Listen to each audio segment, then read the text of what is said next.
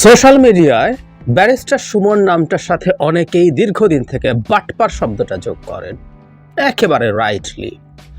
আমি তাকে আরো স্পেসিফিকলি যদি বলতে চাই, এই ভদ্রলোক আসলে একটা মুনাফেক। আমরা যারা আওয়ামী লীগ করেন, প্রকাশ্যে আওয়ামী লীগ করেন, তাদের সম্পর্কে আমাদের যে পারসেপশন সেটা স্পষ্ট। আমরা জানি উনি আওয়ামী লীগ করেন, উনি এই বাজে বিভৎস দলটা করেন। ব্যারিস্টার সুমনও সেটা করেন, কিন্তু তিনি আরো কতগুলো মুখোশ পরেন, এক ধরনের সাধুতার, এক ধরনের প্রতিবাদীর। ব্যারিস্টার সুমনকে নিয়ে এবার খুবই গুরুত্বপূর্ণ তথ্য দিলেন জাহিদুর রহমান। তো বন্ধুরা, বুঝতেই পারছেন আজকের ভিডিওটা কতটা গুরুত্বপূর্ণ একটি ভিডিও। তো বন্ধুরা, শুধু তাই না, সেই সাথে থাকতেছে আজকের ভিডিওতে ব্যারিস্টার সুমন এখন কোথায় এবং কি অবস্থায় আছে সবকিছু থাকতেছে আজকের ভিডিওতে। চলুন সর্বপ্রথম আমরা চলে যাব জাহিদুর রহমানের কাছে, আর তার কাছ থেকে আমরা শুনবো তিনি কি বললেন এই ব্যারিস্টার সুমনকে নিয়ে। সোশ্যাল মিডিয়ায় ব্যারিস্টার সুমন নামটার সাথে অনেকেই দীর্ঘদিন থেকে বাটপার শব্দটা যোগ করেন, একেবারে রাইটলি। আমি তাকে আরো স্পেসিফিকলি যদি বলতে চাই, এই ভদ্রলোক আসলে একটা মুনাফেক। আমরা যারা আওয়ামী লীগ করেন, প্রকাশ্যে আওয়ামী লীগ করেন, তাদের সম্পর্কে আমাদের যে পারসেপশন সেটা স্পষ্ট। আমরা জানি উনি আওয়ামী লীগ করেন, উনি এই বাজে বিভৎস দলটা করেন। ব্যারিস্টার সুমনও সেটা করেন, কিন্তু তিনি আরো কতগুলো মুখোশ পরেন, এক ধরনের সাধুতার, এক ধরনের প্রতিবাদীর। সে কারণে মুনাফেক বলছি। এই মুনাফেক বা বাটপার সুমন প্রকাশ্যে এসছেন, এবং আমি একটা জিনিস খেয়াল করেছি, তার মুনাফেকদের ক্ষেত্রে যেটা হয়, তারা কিছু কিছু মানুষের মধ্যে বিভ্রান্তি তৈরি করতে পারেন, করেছিলেনও। বেশ কিছুদিন আগে একটা টিভি টক শোতে তার প্রসঙ্গ এসেছিল কারো আলোচনার সূত্র ধরে। তখন আমি তাকে বলেছিলাম স্টান্টবাজি করেন, মানে তাকে অনেকে খুব দারুণ প্রতিবাদী মানুষ হিসাবে দেখেন, ইত্যাদি ইত্যাদি। আমি স্টান্টবাজি করেন বলেছিলাম। আমি ভিডিওটা মন্তব্যে দিয়ে দেবো, আপনাদের আগ্রহ থাকলে দেখবেন। এরপর কখনো কখনো দু একজন পরিচিত মানুষ আমাকে বলেছে আমি তার প্রতি একটু বেশি টাফ হচ্ছে কিনা। মানে খেয়াল করি আমরা কিছু মানুষের মধ্যে এই বাটপার একটা ইলুশন তৈরি করতে পেরেছে যে আওয়ামী লীগের মধ্যে থেকেও তিনি কত প্রতিবাদী, কত কি, কিন্তু চেহারা বেরিয়ে যায়। মুনাফেক খুব দীর্ঘ সময় তার চেহারা ধরে রাখতে পারে না, এটাই নিয়ম, এটাই হয়, পরিস্থিতি তাকে বের করে আনে। যাই হোক, সেই বাটপার মুনাফেক ব্যারিস্টার সুমন তার আবার বাকপটুতার ফুলঝুরি দেখানোর চেষ্টা করছেন। খুব বাকপটুও উনি নন আসলে, কিন্তু একটা class somehow is connected to this person. তো উনি এসে কোনো একটা গর্ত থেকে উনি জনগণের সামনে এসছেন, এবং সেই ভুল বোঝানো তত্ত্ব, মানে উনি কি বলেছেন, আমি শুরুর অংশ একটু পড়ি, ভিডিওটা আমি মন্তব্যে দিয়ে দেব, দেখে নেবেন। আপনারা যারা আমার সমর্থক কিংবা শুভাকাঙ্ক্ষী বিভিন্ন সময় নানাভাবে আমার উপরে কষ্ট পেয়েছেন, তাদের উদ্দেশ্যে একজন সাবেক সংসদ সদস্য হিসেবে কিছু কথা বলতে চাই। এই কোটা সংস্কার বা বৈষম্য বিরোধী আন্দোলনের পক্ষে আমি সবসময় ছিলাম। এই আন্দোলনে যারা আহত হয়েছেন তাদের পক্ষেও আমি ছিলাম, কিন্তু আমার ব্যর্থতা হচ্ছে আপনাদের সেটি বোঝাতে পারিনি, এজন্য সম্পূর্ণ ব্যর্থ হয়েছে। এই ব্যর্থতার জন্য সব সমর্থক ও শুভাকাঙ্ক্ষী আছেন, তাদের সবার কাছে দুঃখ প্রকাশ করছি। এই বাটপার সুমনের স্পর্ধা কোন জায়গায় পৌঁছেছে, কিছুদিন আগের, কয়েক মাস আগের একটা টিভি টক শো আমি রেফার করব, আসছি সেই জায়গায়। সো উনি বোঝাতে ব্যর্থ হয়েছেন, মানে উনি এই আন্দোলনের সাথে আছেন। এরপর উনি বলছেন যে এই মুহূর্তে যে কাঠামোগত সংস্কারের কথা বলা হচ্ছে সেটার পক্ষে উনি অনেক আছেন। দুর্নীতির বিরুদ্ধে কথা বলেছেন, ওই যে বেনজির, গোলাপ, তারপরে সালাউদ্দিন, সালাম মুর্শিদি কার বিরুদ্ধে কি করেছেন ইত্যাদি ফিরিস্তি। মজার ব্যাপার হচ্ছে এসব চুরি, ডাকাতি, বর্বরতা, অসভ্যতা বাংলাদেশে যার কারণে হয়েছে শেখ হাসিনা আবার ওনার নেত্রী। উনি তাকে নেত্রী মানেন, তিনি তার মাননীয় শেখ হাসিনা, তার রক্তে আওয়ামী লীগ প্রবাহিত হয়, এসব কথাবার্তা আছে। কোথায় আছে আমি বলছি একটু পরে, সেটা কিছু না। সুতরাং উনি মাঝখান থেকে এসে অল্প কিছু কথা, দু একজন মানুষ যারা তার হিসাব নিকাশের বাইরে আছে, যে খরচ হয়ে যাচ্ছে। আমি আমার ভিডিওতে বলেছিলাম উনি বেনজিরকে, যেহেতু সরকার এখন খাবে, তাই বেনজিরকে নিয়ে দুদকে যান, কিন্তু উনি তো ভূমি মন্ত্রী। মানে সাবেক ভূমিমন্ত্রী ছিলেন, যার সম্পদ নিয়ে বিরাট কথাবার্তা আছে, সাইফুজ্জামান চৌধুরী, তাকে নিয়ে তো দুদকে যান নাই। তার মানেটা হচ্ছে যেটা সরকার মেরে ফেলেছে, মারবে বলে সিদ্ধান্ত নিয়েছে, সেটা নিয়ে খুব লাফালাফি উনি করেন। সুতরাং ওনার এগুলো দেখেই তার ভণ্ডামি বুঝি এবং তার স্টান্টবাজি বোঝা যায়। এবং আবারও বলছি উনি কিছুটা ইলুশন তৈরি করতে পেরেছেন, কিন্তু সেটা ভেঙে পড়েছিল শেষ পর্যায়ে এসে 4 অগস্ট। সেই প্রসঙ্গেও আসছি।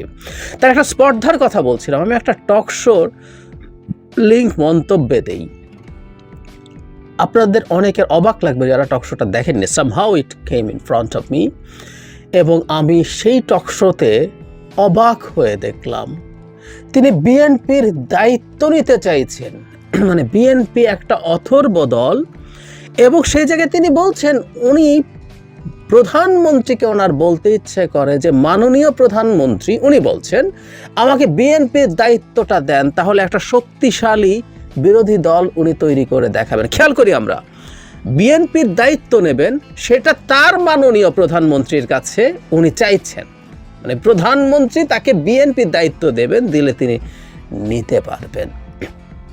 এবং সেখানে যে উপস্থাপিকা আছেন আমরা অনেকে চিনি, একেবারে আওয়ামী লীগের হয়ে তথাকথিত উপস্থাপনা উনি করতেন, এখনো করেন কিনা জানি না।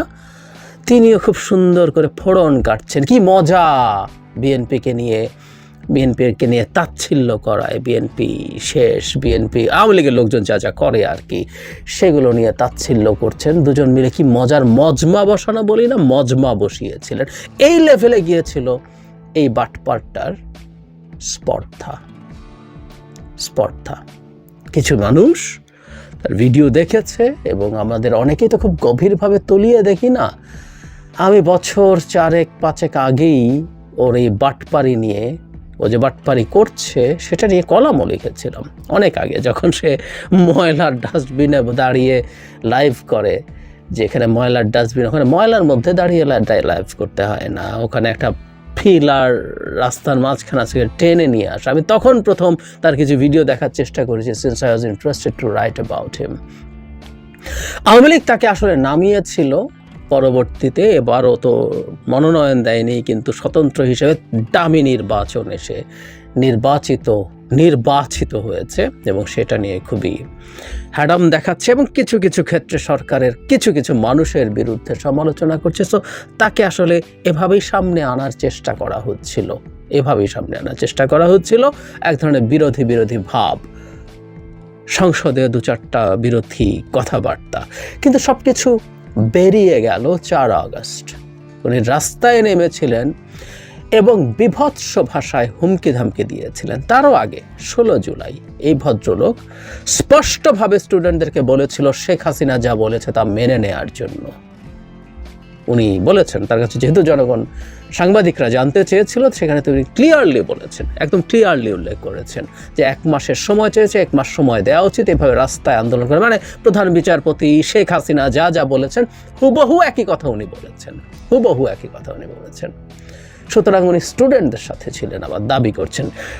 ভয়ঙ্কর ব্যাপার হচ্ছে 4 তারিখ, আমি ভিডিওটা শেষে যোগ করে দিচ্ছি, আপনারা দেখবেন কি হুঙ্কার তিনি ছাত্রদের বিরুদ্ধে দিচ্ছেন, কি বিভৎসভাবে হুমকি দিচ্ছেন যে তাদের সরকারকে পদত্যাগের আহ্বান জানিয়ে তারা কি মারাত্মক ক্রাইম করেছে তারা এবার দেখিয়ে দেবে ছাত্রলীগ যুবলীগ মিলে। তিনি যে কত বড় আওয়ামী লীগ, তার রক্তে কি পরিমাণ মুজিবুর শেখ হাসিনার ঘুরে বেড়ায়, সেগুলো বলছেন, হুমকি দিচ্ছেন, স্পষ্টভাবে হুমকি দিচ্ছেন। এই বিভৎসতার পরও এই বাটপার মনে করছে এসব কথা বলে জনগণকে খুব সুন্দরভাবে ভুল বুঝিয়ে আবার চলে আসা যাবে। একটা কথা বলি, মানে ওই ক্ষমতার সাথে থাকা লোকই তো আসলে এই দেশের মানুষ যে সব বোঝে, সব কিছু জানে, সব কিছু 2-1বার একটু হয়তো কনফিউজ থাকে, কিন্তু সিচুয়েশন বুঝিয়ে দেয়। আবার তার জন্য এসব করা মোটেও সহজ কোনো কাজ নয়, এটা বুঝতে হবে। এদেশের লোকজনকে ভুল বোঝানো খুব দীর্ঘ সময় যায় না, শেখ হাসিনা তো পারেই নাই। এই বাটপারটা কিছুদিন কাউকে আমি ব্যক্তিগতভাবে দেখেছি পেরেছিল, কারণ আমরা তো সামষ্টিকভাবে দেখি না, গভীরভাবে তলিয়ে দেখি না, অনেক কিছু মিলিয়ে দেখি না, ফলে আমরা এই ভুলগুলো করি, এই ভুলগুলো আমাদের হয়। তার ক্ষেত্রেও হয়েছে। 4 তারিখে সব কিছু একেবারে দিনের মতো পরিষ্কার হয়ে গেছে। তারপরও স্পর্ধা দেখি তারা এসে আমাদেরকে বোঝাতে তিনি ভুল করেছেন এবং এই দুর্নীতি বিরোধী অভিযানের পাশে তিনি থাকতে চান। তার মানে উনি আবার যে কোনো দিন গর্ত থেকে বেরিয়ে মাঠে আসার পায়তারা করছেন এবং এগুলো সবগুলো আসলে আওয়ামী লীগকে পুনর্বাসন করার জন্য মাঠে নামার চেষ্টা করবেন। আমরা যাতে তাদের কথা নিয়ে খুব সিরিয়াসলি সতর্ক থাকি। বাংলাদেশে যাবতীয় যত দুর্নীতি হয়েছে, এই দেশে যত রকম সংকট হয়েছে, এই দেশের প্রশাসনিক ব্যবস্থা, এই দেশের বিচার বিভাগ, এই দেশের রাষ্ট্রীয় কাঠামো যা যা ভেঙে গেছে, যা যা ধ্বংস হয়েছে, তার জন্য একমাত্র দায় শেখ হাসিনার। উনি চেয়েছেন বলে এগুলো ধ্বংস হয়েছে। তারপর তার পাশে এগুলো ধ্বংস করতে চাওয়ার মতো আরও সাঙ্গপাঙ্গ জড়িত হয়েছে।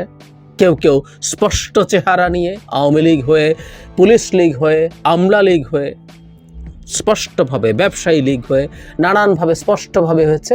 আর কেউ ব্যারিস্টার সুমনের মতো মুখোশ নিয়ে মুনাফেক হয়েও এরকম এই তালিকায় আমরা কিছু সাংবাদিক দেখব, কিছু ভার্সিটির টিচার দেখব, তারাও এই তালিকায় যোগ হয়েছে। সুতরাং এই যাবতীয় সব কিছুর কেন্দ্র শেখ হাসিনা। মজার ব্যাপার, আজকের বক্তৃতাতেও তার শেখ হাসিনা ইজ ইনট্যাক্ট। তারা যেমন বলতেন শেখ হাসিনাকেও ভুল বোঝানো হয়, ভুল বুঝিয়ে সব কিছু করা হয়, উনি ওই তরিকাতেই আছেন। আমরা এটা খুব স্পষ্টভাবে বুঝতে পারছি। যাই হোক, আমি মনে করি 4 অগাস্টের পর বাটপার সুমনকে নিয়ে আর কারো কনফিউশন। প্রিয় দেশ ও দেশবাসী, আপনারা এতক্ষণ শুনলেন ব্যারিস্টার সুমনকে নিয়ে জাহিদুর রহমানের বক্তব্য। এই বক্তব্যটি শুনে আপনাদের কি মতামত অবশ্যই কমেন্ট সেকশনে কমেন্ট করতে ভুলবেন না। আর যাদের কমেন্ট আমাদের কাছে ভালো লাগবে, পরবর্তী ভিডিওতে আমরা সেই কমেন্টটি তুলে ধরার চেষ্টা করব ভিডিওর মাধ্যমে। এমন নিত্য নতুন আপডেট খবর সবার আগে পেতে এখনই আমাদের এই পিচ্চি সাকিব ইউটিউব চ্যানেলটি সাবস্ক্রাইব করুন।